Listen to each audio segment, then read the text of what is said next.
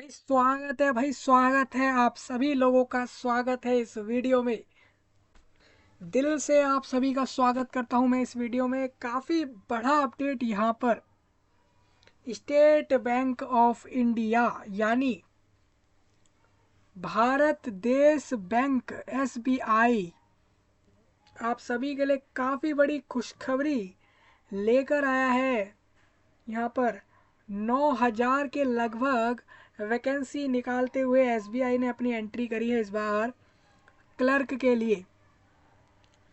तो सबसे पहले लिपिक यानी क्लर्क के लिए आप सभी के लिए यहाँ पर जॉब निकल के आ गई है, जो कि स्टेट बैंक ऑफ इंडिया के अंदर है, जो कि 9,000 के लगभग वैकेंसियाँ निकाली गई हैं, जो कि आपका राज्य बैंक ऑफ भारत यानी स्टेट बैंक ऑफ इंडिया इसका नाम है। अब इसके बारे में मैं आपको बताने वाला हूँ कि ये बैंक के बारे में, कि इस नोटिफिकेशन में क्या कुछ दिया है इस बार के, जो कि आप सभी के लिए काफ़ी बड़ा अपडेट रहेगा।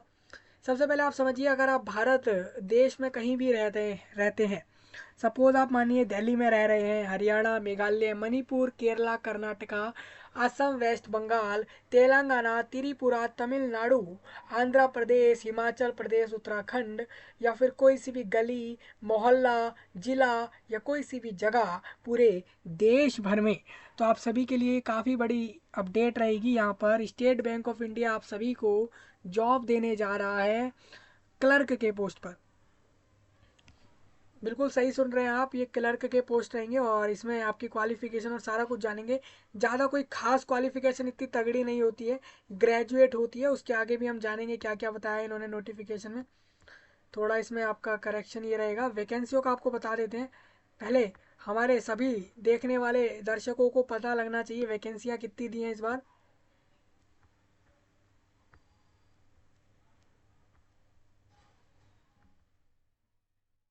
देखिए, अब ये आपकी इतनी वैकेंसियाँ, यानी ये वैकेंसियाँ लगभग लगभग 8,000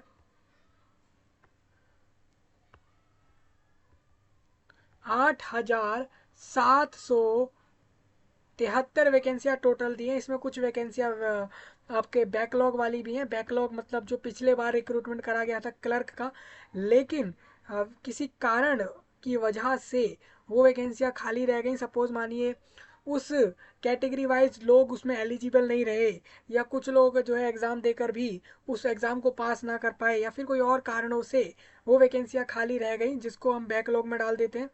जिनको नहीं पता आपको बता दूं, ये बड़े बड़े जो आपके कंपनियां हैं, ये बड़े बड़े जो आप बैंकों के नाम सुन रहे हैं ना पूरे देश में, देश विदेश दुनिया भर में, ये आप लोगों के लिए इंतजार नहीं करती है भाई। ये बात आपको क्लियर कर दूं। सपोज कोई सोच रहा है ये बात को कि हमारे को तो चलो इतनी इतनी सारी अपॉर्चुनिटी आती ही रहती है जॉब में, तो हमें कहीं ना कहीं मिल जाएगी। मैं आपको क्लियर कर दूं, कोई भी कंपनी या कोई भी बैंक हो, कोई भी शाखा हो, ऑर्गेनाइजेशन हो, अथॉरिटी हो, कोई भी चीज़ हो, वो आपका इंतज़ार नहीं करती है जॉब में। सपोज़ अगर वैकेंसियाँ खाली रह गई, तो वो अपना इंतज़ार नहीं कर रहे कि आप में से किसी को बोल दिया कि आप आ जाओ जॉब ले लो, आपके पास अगर सर्टिफिकेट है बिना एग्ज़ाम के ले लो। कुछ लोग ऐसा भी समझते हैं, ऐसा नहीं होता है। मैं आपको बता दूं, ये होता ये है। सपोज अगर एसबीआई की बात करें, तो एसबीआई में भी ऐसा ही होता है। एसबीआई बैंक में कि आपकी जैसे मान लीजिए जॉब में अभी फिलअप होनी थी, सपोज मानिए 1,000 वैकेंसियों पे नोटिफिकेशन डाला गया और बोला कि 1,000 लोग हमें चाहिए अपने बैंक में। लेकिन हुआ ऐसा कि लोग किसी ना किसी कारण से वो अपना एग्ज़ाम सही नहीं दे पाए, या कुछ लोगों की जो है कैटेगरी वाइज वो लोग सक्षम नहीं रह पाए, तो इस वजह से उनकी जो है वो वैकेंसियाँ खाली रह जाती हैं, तो वो खाली पड़ी रहती हैं। फिर उसको नेक्स्ट रिक्रूटमेंट में फिल होती हैं। मतलब कि अब सेम वही वैकेंसियों पे अगली बार, जब अगली साल या उससे अगली साल, भले ही वो जब भी नोटिफिकेशन निकलेगा उस वैकेंसी पे, वो वैकेंसी तभी भरी जाएंगी। हुआ ऐसा ही है एसबीआई में भी। कम से कम आप समझे तो 500 के लगभग वैकेंसियां बैकलॉग में हैं, पिछले बार की हैं, जो भरी जा रही हैं क्योंकि वो खाली रह गई थी। और इस बार की फ्रेश वैकेंसियां तो वही रहेंगी जो ऑल ओवर इंडिया में जैसे चलता है रेगुलरिटी में, वही आपका रहेगा। तो आपको बता दूं, 8,773 लोगों को यहाँ से जॉब मिलने वाली है क्लर्क की। जूनियर एसोसिएट क्लर्क रहेंगे सब। क्या होता है ये पोस्ट? क्या एलिजिबिलिटी क्वालिफिकेशन होती है, सारी कुछ बताने वाला हूँ। अगर आप मान लीजिए किसी भी जगह रह रहे हैं देश में, तो आप सभी के लिए जॉब रहेगी। सारी जानकारियाँ ले लेते हैं। सबसे पहले हम आ जाते हैं कि करंट ओपनिंग के ऑप्शन में। आपको बता दूं, आपको बैंक के ऊपर भी, ये बैंक का वेबसाइट है, आपको यहाँ से मिल जाता है। रिक्रूटमेंट वाले सेक्शन में आपको डिटेल्स मिल जाते हैं। जिन लोगों को ढूंढने में दिक्कत होती है, परेशानियाँ होती हैं, वो डायरेक्ट वीडियो के नीचे से भी सारे लिंक देख पा रहे होंगे। सभी लोग, मेल फीमेल या कोई भी लोग, सारे महिलाएं सारे पुरुष, सभी लोग इस पर एलिजिबल होते हैं। करंट ओपनिंग की बात कर लें तो यहाँ पर अभी जो करंट ओपनिंग करी हुई है उसमें बिल्कुल जो लेटेस्ट है वो यही है कि जूनियर एसोसिएट चाहिए हमें। यानी कि हमें जूनियर एसोसिएट के अंदर आपका क्लर्क आएगा, उसको वो ले रहे हैं इनको। और इसमें आपका फॉर्म कब चालू हो रहा है? फॉर्म कल चालू होगा। कल जैसे 17 बोला है, यानी कि कल से आपके फॉर्म चालू हो रहे हैं। मैं आपको पहले ही बता दे रहा हूँ, देखिए इसमें। और इसमें आपके पास 7/12 तक का समय रहेगा। यानी अगर हम देखें तो 3 वीक्स का समय आपको दिया गया इसके अंदर फॉर्म भरने का। काफ़ी अच्छा समय रहेगा। अगर आप इसको जल्दी लोगों तक शेयर कर देंगे तो और अच्छी बात हो जाएगी कि लोगों तक समय से पहुंचेगी ये जानकारी और वो सभी लोग अप्लाई कर पाएंगे। जैसे मैं इस पर क्लिक कर दूं तो यहाँ पर मुझे दिख जाता है इंग्लिश में नोटिफिकेशन दिया है आपके बैंक ने। ये बैंक गवर्नमेंट बैंक है। अभी कोई पूछ रहा था, कोई आप पूछना चाह रहा है कि ये बैंक कौन सा बैंक है, तो ये गवर्नमेंट बैंक है भाई। जॉब आपकी सरकारी होगी।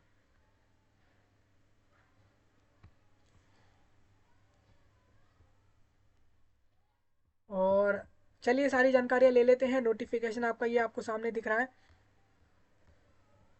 इन्होंने यहाँ पे कुछ बताया है, क्या बोला है इसमें। Central recruitment and promotion department के अंदर अब देखिए कोई बैंक है तो उसके अंदर अलग अलग विभाग बनाए गए हैं। भर्तियां लेने का अलग विभाग रहेगा, लोगों को जॉब देने का अलग विभाग है, कर्मचारियों का अलग विभाग है। बहुत सारे भाई, हर एक कंपनी में, हर एक बैंक में अलग अलग विभाग बनाए जाते हैं, जिससे कि वो अपने पूरे पूरे सिस्टम को संभाल सकें, पूरे प्रोसेस को कर सकें। जूनियर एसोसिएट कर रहे हैं रिक्रूटमेंट, जिसके बारे में आपको बताने वाला, यानी कि JA, जिसको आप शॉर्ट में JA बोलते हैं, वही रहेगा ये। एप्लीकेशन का समय मैंने आपको बताया है। इंडियन सिटीजन जितने भी होंगे वो सभी लोगों को ये जॉब मिल जाएगी। कस्टमर सपोर्ट एंड सेल्स के अंदर चाहिए इनको ये। In critical cadre candidate can apply on various for can can apply for vacancies in one state union territory only. तो याद रखिएगा, एक कैंडिडेट सिर्फ एक राज्य या यूनियन टेरेटरी की वैकेंसियों पे अप्लाई करेगा। आपको बताऊंगा कि अलग अलग राज्यों में कितनी वैकेंसी हैं। आप सिर्फ एक ही राज्य को चुनेंगे यहाँ पे।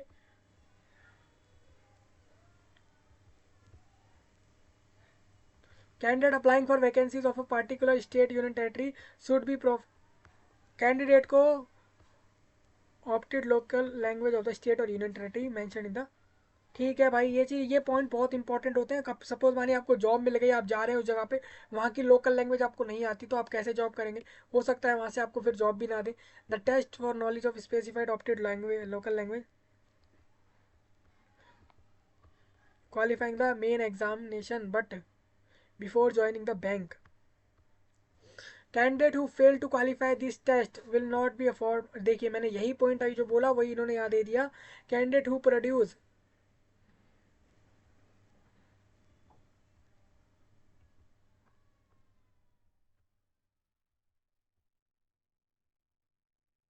Inter state transfer for to be recruited.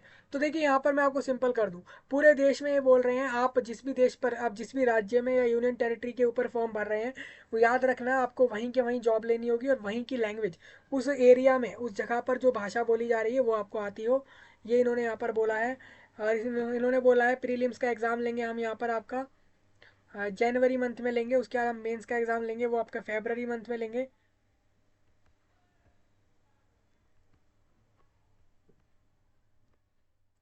तो आप सभी को समझ आ रहा होगा ये, यानी कि आपके नए साल में एग्ज़ाम हो रहा है इसका। और इसके अंदर इन्होंने बोला है फर्स्ट मंथ में आपका प्री का एग्ज़ाम होगा, सेकंड मंथ में आपका मेंस का होगा। मेंस और प्री के बाद आपका लोकल लैंग्वेज का भी टेस्ट होगा, जो कि उस एरिया की रहेगी, चाहे वो हिंदी इंग्लिश जो भी होती हो, गुजराती मराठी बंगाली कोई सी भी है, उसका एग्ज़ाम हो जाएगा। उसके बाद वो सब पास करने के बाद आपको फाइनल जॉब मिल जाएगी। और इन्होंने एक चीज़ और बोला है कि यहाँ पर कोई इंटर स्टेट ट्रांसफ़र की कोई भी प्रोविजनल नहीं आएगा, मतलब कि कोई अलग से लिस्ट नहीं आएगा, समझना इस बात को।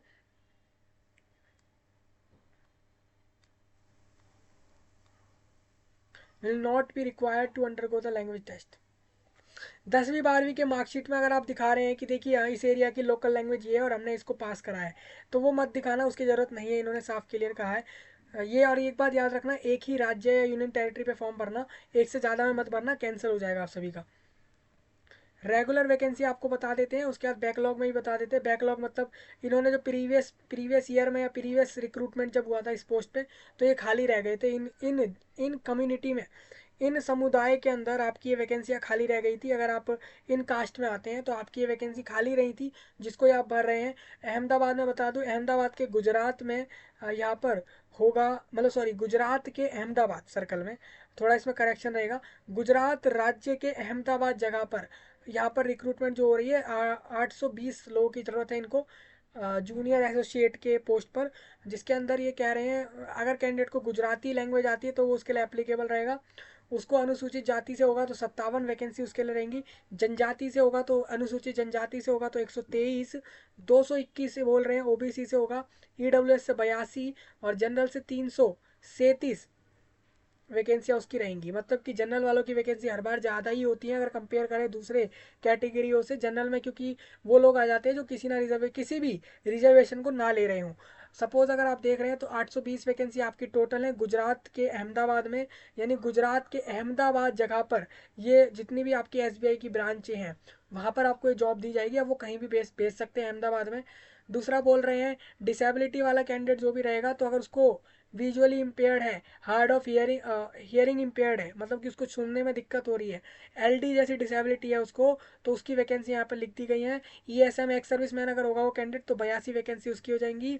डीईएसएम मतलब भी आपका अलग लिखा गया है, डीईएसएम शायद डिफेंस का है या जो भी होगा मैं आपको आगे बता दूंगा। ये सारे रेगुलर हैं। अब मैं आपको ये वाला टेबल दिखाता हूँ, ये वाला, इसको ध्यान से देखना, ये सारा बैकलॉग वालों का है। गुजरात के अहमदाबाद में आपके बैकलॉग वैकेंसी में कह रहे हैं कि ओबीसी वालों की वैकेंसी जो है वो ज़ीरो है, मतलब कि अहमदाबाद में उनकी वैकेंसी भर गई थी पहले की, जो कि नहीं बची खाली।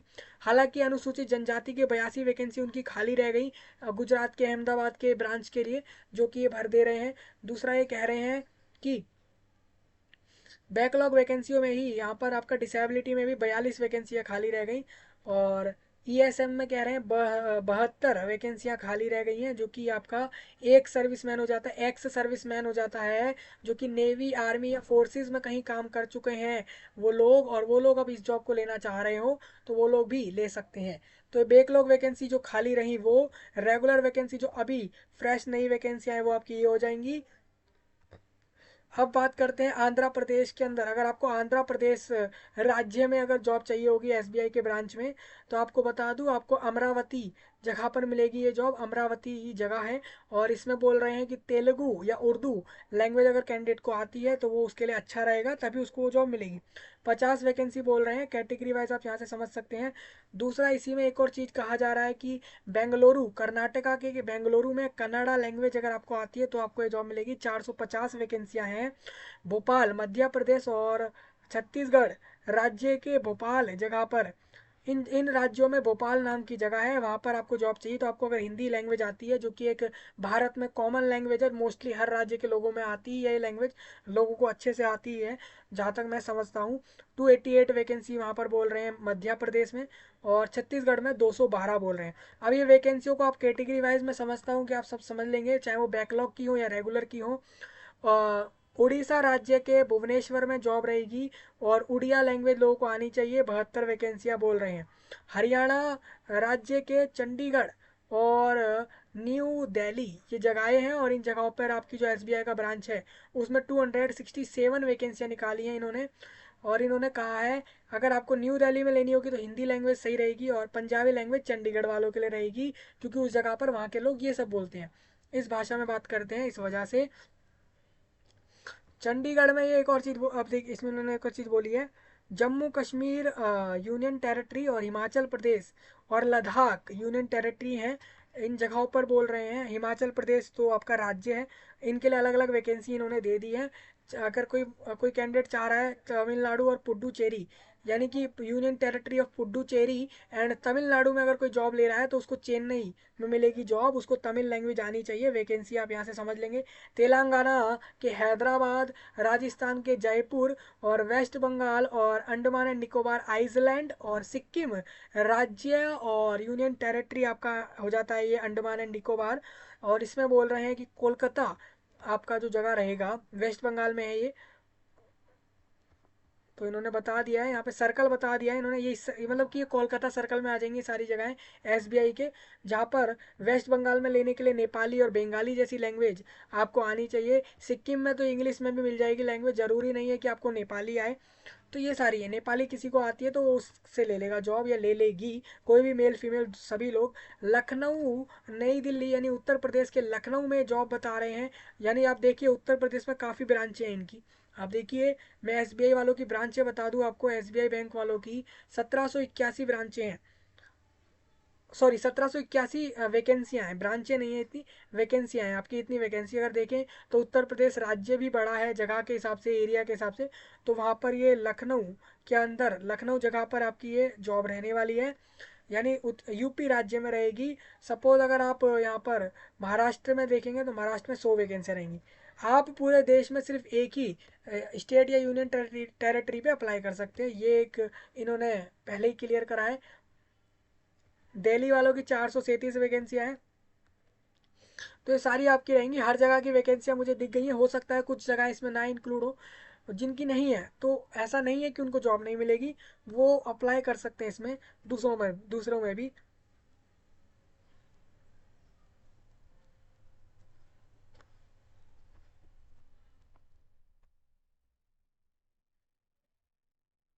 मुंबई मेट्रो सर्कल उत्तर प्रदेश।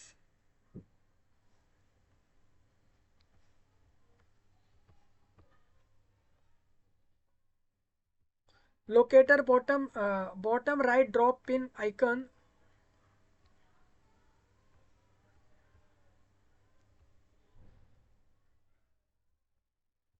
यहाँ पर कोई प्रोविज़न नहीं है कि आपका इंटर सर्कल ट्रांसफ़र हो जाएगा इस पोस्ट के लिए टू बी रिक्रूटेड। मतलब आपकी जॉब मिलने के बाद ऐसा नहीं होगा कि आप सर्कल के अंदर ही एक जगह से दूसरे जगह पर आप ट्रांसफ़र ले लें, ऐसा नहीं हो सकता। इसीलिए आप पहले ही इसको देख कर करना, आप पहले ही आप इसमें ऐसा करना। सपोज़ आप अगर महाराष्ट्र के मुंबई सर्कल में आप अप्लाई कर रहे हैं, या फिर उत्तर प्रदेश के दिल्ली सर्कल ले रहे हैं, या फिर आप लखनऊ सर्कल ले रहे हैं। सर्कल, ये लोग जगहों को सर्कल बोल देते हैं, आप देखिए इनके लिए कितनी कॉमन सी बात है, ये लोग सर्कल बोल दे रहे हैं आपकी जगहों को, सर्कल डिवीज़न इस तरीके से ये लोग बोलते हैं अपनी लैंग्वेज में।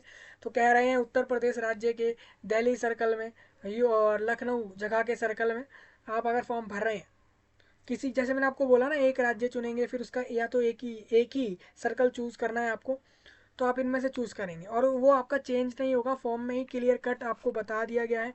SC ST मतलब अनुसूचित जाति जनजाति OBC, ये कैटेगरियों के फुल फॉर्म है।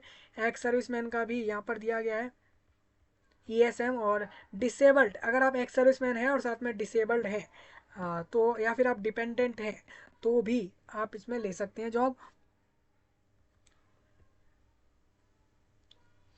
ये वेरी कर सकती हैं वैकेंसियाँ, ये वैकेंसियाँ बढ़ भी सकती हैं, घट भी सकती हैं। आप इतना मान लीजिए कि 9,000 वैकेंसी आपकी रहेंगी ही रहेंगी। ये लोग बढ़ाएंगे ही, क्योंकि SBI जो है आज के समय पे बड़ा बैंक है काफ़ी, इस वजह से वो इन वैकेंसियों को चेंज करेगा। तो मेरे को लगता है कि वो बढ़ाएगा ही, घटाएगा क्यों? क्योंकि उनको ज़्यादा लोगों की ज़रूरत है अपने बैंकों में। हाँ, रिजर्वेशन होंगे इसमें, अगर आपकी कैटेगरी में जो फ़ायदे मिलते हैं रिजर्वेशन में लोगों को, वो मिल मिल रहे होंगे, जो कि भारत सरकार के नियम है उसके हिसाब से।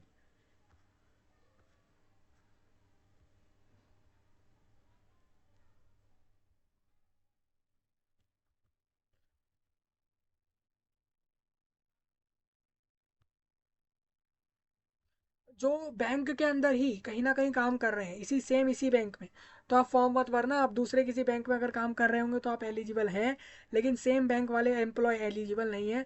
और एज लिमिट में बोल रहे हैं ये, 1 अप्रैल 2023 में जो भी लोग 20 साल के हो गए थे और 28 से कम थे, वो सभी लोग फॉर्म भरेंगे। सपोज अगर आज के डेट में कोई कैंडिडेट 28 से ऊपर है तो फॉर्म ना भरे। अगर 1 अप्रैल को ही वो कैंडिडेट 28 का हो गया था, उससे पहले ही हो गया था, तो फॉर्म ना भरे, क्योंकि 1 अप्रैल के 2023 के डेट पर ही आपका एज जो था वही ये लोग इंक्लूड करेंगे याद रखना, अनुसूचित जाति जनजाति वालों को 5 साल बढ़ रहे हैं, 28 के वो से 33 हो जाएंगे, ओबीसी के 31 हो जाएंगे। बाकी आप यहाँ से रिलैक्सेशन देख लेंगे।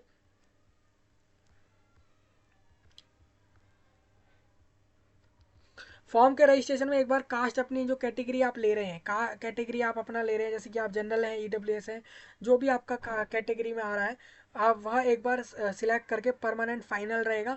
एक बार फॉर्म में वो चेंज नहीं होगा, इसको ध्यान रखना आप सभी लोग। एसेंशियल क्वालिफिकेशन आपकी देखिए कितनी अच्छी बात है। बैंक एज तो चलो सही रख रहा है, लेकिन क्वालिफिकेशन आपकी दिसंबर एंड तक रख दी है इन्होंने, ये बहुत अच्छी बात लगी मुझे। जिन्होंने ग्रेजुएशन कर ली है यूनिवर्सिटीज़ से या कर रहे हैं किसी भी सेंट्रल गवर्नमेंट गवर्नमेंट्स की यूनिवर्सिटीज़ से,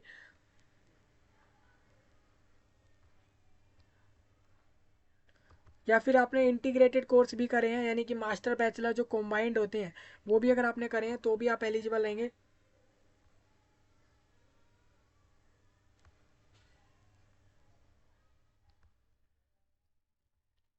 तो आप समझ रहे होंगे, आप अगर फाइनल ईयर में हैं तो आप ये वाला डेट ध्यान रखना। आप जो, अगर आप एमबीए कर रहे हैं, एमसीए कर रहे हैं, बीबीए कर रहे हैं, या आप कोई भी ग्रेजुएशन, ये तो पोस्ट ग्रेजुएशन हो जाएंगे मास्टर्स वाले, जो आप ग्रेजुएशंस वाले कर रहे हैं, सपोज आप मान लीजिए बैचलर में बीबीए और बीए, बीएससी और बीकॉम और ये सारे चीज़ें कर रहे हैं, बीसीए जैसे कोर्स कर रहे हैं, मतलब बैचलर का कोई कोर्स कर रहे हैं, बीएससी कर रहे हैं, तो आप याद रखना फाइनल ईयर वाले सब एलिजिबल हैं। लेकिन आपको इस डेट तक अपने पास कर लेने एग्ज़ाम को, और अपना जब आपको ये जॉब मिल रही हो तब आपको ये दिखाने पड़ेंगे आपको डॉक्यूमेंट कि आपने अपना इस एग्ज़ाम को पास कर लिया है।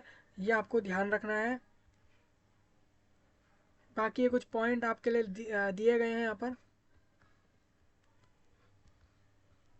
अब मान लीजिए किसी को नहीं दिखता है, कम दिखता है, तो वो लोग अप्लाई कर सकते हैं जॉब्स पर, ये वाली वैकेंसियों पर। हार्ड ऑफ हियरिंग और वन आर्म बोथ आर्म वाले डिसेबिलिटी वाले लोग भी अप्लाई कर देंगे। ये सारे टेबल में जो डिसेबिलिटी हैं आप सभी लोग अप्लाई कर देंगे। लेकिन याद रखना, अगर आपको कम दिखता है तो कम से कम इतना तो हो कि आप बैठ सकते हो, सिटिंग कर सकते हो। अगर आपको सुनने में दिक्कत हो रही है, कम से कम ये हो कि आप चल सकते हो। तो ये सारे आपके लिखे हुए फंक्शनल रिक्वायरमेंट हैं। अगर आपको ये सारे डिसेबिलिटीज़ हैं तो आपकी फंक्शनल रिक्वायरमेंट ये सारी ये रखी गई हैं, ये होनी चाहिए आपके द्वारा, तभी आप इसमें एलिजिबल रहेंगे। ये डिसेबिलिटी वालों के कुछ पॉइंट हैं, हार्ड ऑफ हियरिंग वालों के भी लिखे गए हैं, तो मैं हर एक को डिस्कस नहीं कर सकता हूँ, आप सभी को यहाँ पे चेक कर लेना।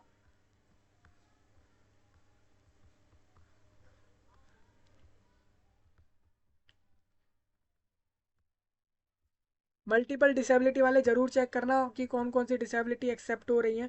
40% वाला क्राइटेरिया ज़रूर ध्यान रखना आप सभी लोग।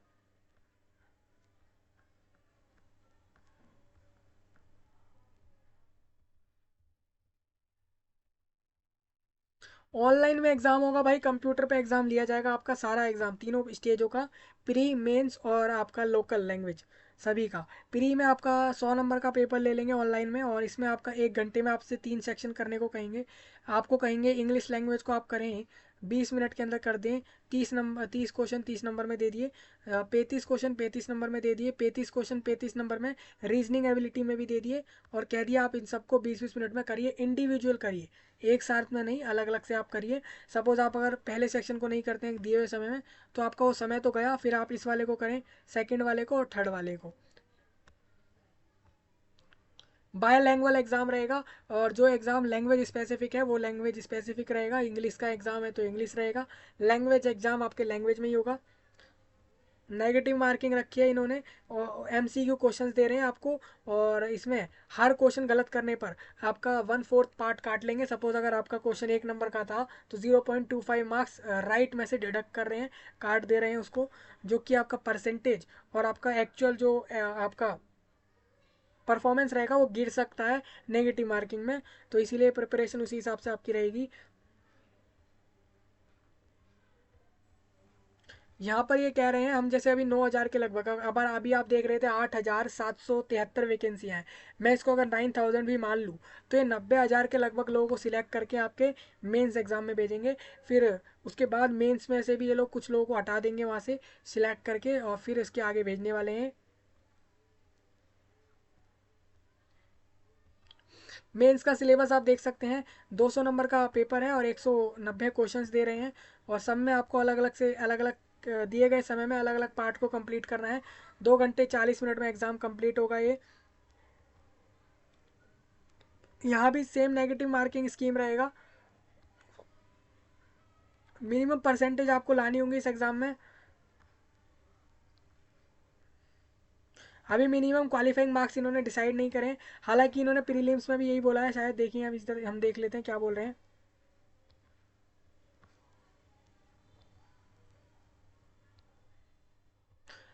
प्रीलिम्स में ये नहीं बोल रहे कि हम कोई क्वालिफाइंग मार्क्स रख रहे हैं, सिंपल कह रहे हैं आप जितने मर्जी लोग फॉर्म भर के एग्ज़ाम दे दो। आप लाखों में दे दो, 10 लाख 20 लाख लोग आके फॉर्म भर के एग्ज़ाम दे जाओ प्री का, हमें मतलब नहीं है। हम सिर्फ वैकेंसियों के 10 गुना लोगों को यहाँ से सिलेक्ट करके मेंस में भेज देंगे, और मेंस में हम क्वालिफाइंग क्राइटेरिया रखेंगे जिसके बेस पर हम आपको आगे भेजेंगे। देखिए इन्होंने क्या बोला है।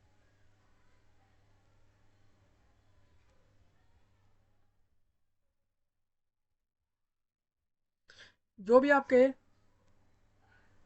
जो आपके पहले से ही अप्रेंटिसशिप कर चुके हैं एसबीआई में, उनको फ़ायदा मिल जाएगा मेंस एग्जाम में। 2.5% ऑफ द मैक्सिमम मार्क्स, जितने नंबर का एग्ज़ाम आ रहा है उसके 2.5% मार्क्स आपके बढ़ जाएंगे। आप सभी का फ़ायदा रहेगा ये।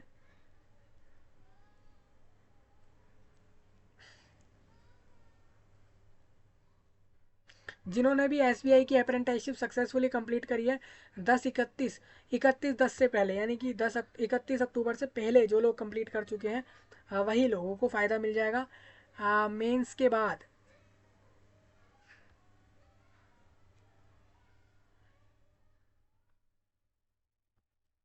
तो आप समझ रहे होंगे मेंस में ये लोग आपका क्वालिफाइंग मार्क्स रख के आपको वहाँ से आगे बढ़ाएंगे। फिर आपका लोकल लेंगे, लोकल लैंग्वेज का लेंगे।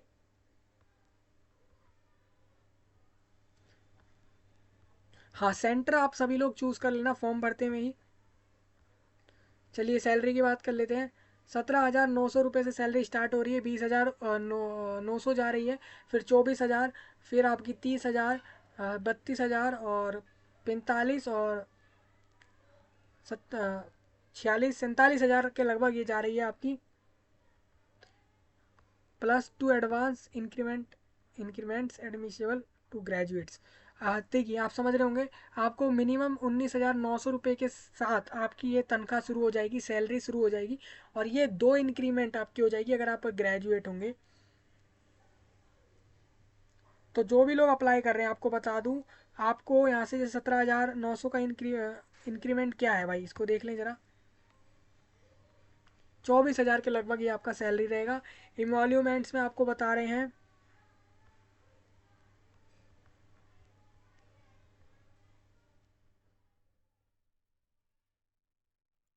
यहाँ पर आपको महंगाई भत्ता भी दे रहे हैं करेंट रेट के हिसाब से, जो भी आपका रहेगा।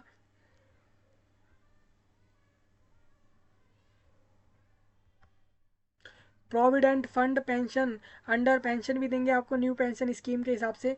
मेडिकल लीव और लीव फेयर भी देंगे, अदर फैसिलिटीज़, और ये सारा कुछ आपको दे देंगे। प्रोबेशन पीरियड में बोल रहे हैं जो लोग सिलेक्ट हो जाते हैं, 6 महीने का प्रोबेशन रहेगा। 6 महीने के बाद आप यहाँ पे इस बैंक में जो है,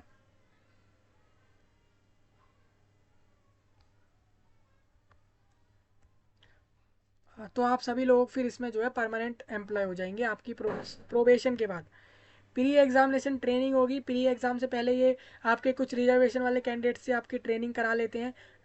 आपको ट्रेनिंग लेनी हो इस एग्ज़ाम से रिलेटेड, इस जॉब से रिलेटेड, आप ले सकते हैं इस बैंक के लिए। इन्हीं लोगों को मिलेगी जो इस कैटेगरीज में आ रहे हैं, इन सभी को मिल जाएगी, इनको भी मिल जाएगी, ये सब जो लिखे हुए हैं। इसका कॉलम इन्होंने फॉर्म में ही दे दिया है, आप फॉर्म में इसमें भर सकते हैं, आपको सबको ट्रेनिंग मिल जाएगी। फ्री फ्री होगी ट्रेनिंग शायद, ये बिल्कुल आपका फ्री है शायद। ये आपका ट्रेनिंग बैंक करा रहा है खुद से, ये हर बार ही कराता है बैंक, सिर्फ रिजर्वेशन वालों के लिए कराता है, ये आपको बता दूं।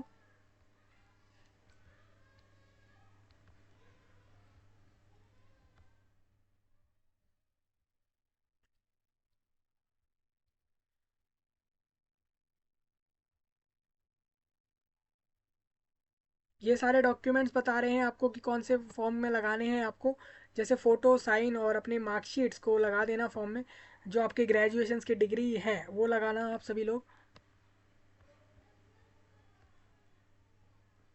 फ़ीस की बात कर लें तो यहाँ पर आपको 750 रुपये फॉर्म के पे करने होंगे, और जो कि रिजर्वेशन वाले नहीं होंगे वही लोग पे करेंगे। और आप अगर मान लीजिए रिजर्वेशन मतलब कि आप अगर EWS OBC में भी आ रहे हैं तो आपको 750 ही पे करने हैं। लेकिन मान लीजिए आप लोग हैं SC ST हैं, डिसेबिलिटी वाले हैं, तो आपको फॉर्म के फ़ीस नहीं पे करना, जैसा आप यहाँ पे इस चीज़ को यहाँ से देख रहे होंगे। हाउ टू अप्लाई में मैं आपको आगे बताने वाला हूँ कैसे अप्लाई होगा। इसमें सिंपल प्रोसेस होगा रजिस्ट्रेशन और फॉर्म भरने का, जो भी रहेगा मैं आपको आगे करने वाला हूँ इसके अंदर। फॉर्म का प्रिंट सेंड मत करना है SBI को। SBI कह रहा है सिंपल अपना फॉर्म जमा करके उसका प्रिंट लेके अपने पास ही रखो, और बाद में आप इसको लेकर जाना जब आपका एग्ज़ाम के बाद, लोकल टेस्ट के भी बाद आप इस चीज़ को लेकर जाना, लोकल लैंग्वेज के टेस्ट के बाद।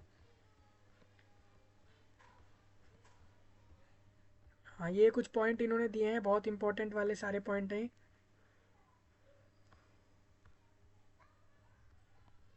चलिए इसके आगे आ जाते हैं। टेंटेटिव लिस्ट ऑफ सेंटर्स जान लेते हैं क्या क्या है। प्री एग्ज़ाम कहाँ हो रहा है और मेंस कहाँ हो रहा है, सबके जान लेते हैं। प्री एग्जाम्स में बोल रहे हैं आपका Andaman and Nicobar island union territory Port Blair जगह पर एग्ज़ाम रहेंगे। आंध्र प्रदेश के अनंतपुर और भीवा भी भीमावरम और चिराला और गुडूर गुंटूर और कडापा काकीनाडा कुर्नूल, इन जैसी जगहों पर एग्ज़ाम होंगे। आप देख सकते हैं आंध्र प्रदेश में कितनी जगहों पर एग्ज़ाम हो रहे हैं। अरुणाचल प्रदेश में भी, असम, बिहार और चंडीगढ़, छत्तीसगढ़, दिल्ली NCR और गोवा, इन सारी जगहों पे आपको दिख रहे होंगे, इतनी जगहों पर एग्ज़ाम रहेगा। इन जगहों पर नंबर ऑफ़ सेंटर्स आपको मिलने वाले हैं। सपोज़ पोर्ट ब्लेयर में भी आपको 10 20 या उससे भी ज़्यादा सेंटर देखने को मिलेंगे। तो इस तरीके से आपके सेंटर रहेंगे। आप देख रहे होंगे इन्होंने कितने कितने सारे सेंटर रख दिए हैं इस एग्ज़ाम में, इस रिक्रूटमेंट में।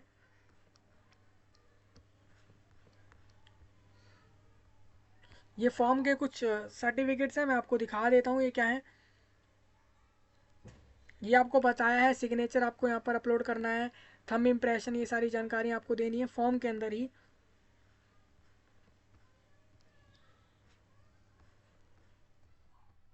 ये फॉर्म के फॉर्मेट रहेंगे। ये आपका रहेगा रिटायर्ड पर्सनल, जो रिटायर्ड हो चुके हैं उन लोगों के लिए बताया गया है ये।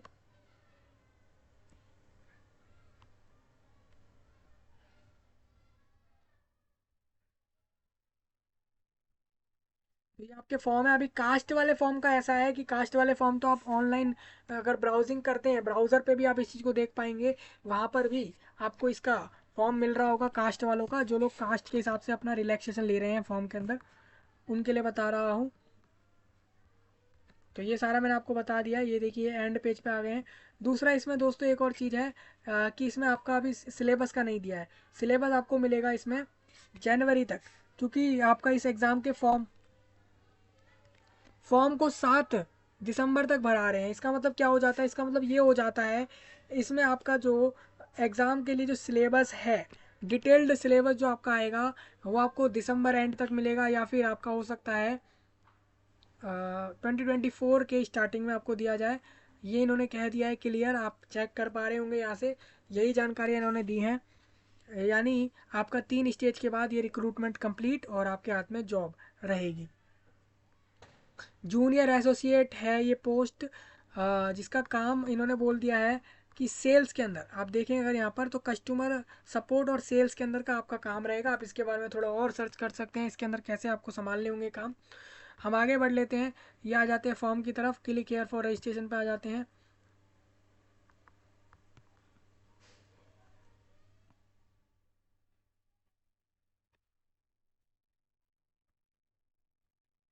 देखिए मैंने इस पर आ गया हूँ मैं, और application is not yet started, और मैंने वही बात कही आपको कि कल से स्टार्ट होगा। तो ये फॉर्म आपका कल एक्टिव हो जाएगा, लिंक सेम ही रहेगा लेकिन एक्टिव कल होगा। सब आप लोग सभी इसी पे जाके अप्लाई करेंगे। पूरे देश इंडिया से आप फॉर्म भर सकेंगे इसमें। मैंने बता दिया है काफ़ी बड़ी रिक्रूटमेंट चल रही है भाई। ये 9,000 लोगों को यहाँ से जॉब मिलेगा। ऑलमोस्ट 9,000 है, एक्चुअल 9,000 नहीं है। आप इसको, कुछ लोग कहते हैं भाई आपने 9,000 बोला, दोबारा बता दूँ 8,773 रहेंगे बैकलॉग्स इंक्लूड करके। किसी को कुछ ना समझ आया हो कमेंट में बताएं। इस वीडियो को पूरे देश में फैला दीजिए, भारत में, हरियाणा, मेघालय, मणिपुर, असम वेस्ट बंगाल आपस में ही आप एक दूसरे लोगों तक फैला दीजिए इस अपडेट को। काफ़ी कम समय आपके पास, सिर्फ 3 वीक दिए गए हैं इसमें फॉर्म के अप्लाई करने के। चलिए आपसे मिलते हैं नए टॉपिक में, तब तक के लिए आप सभी का धन्यवाद।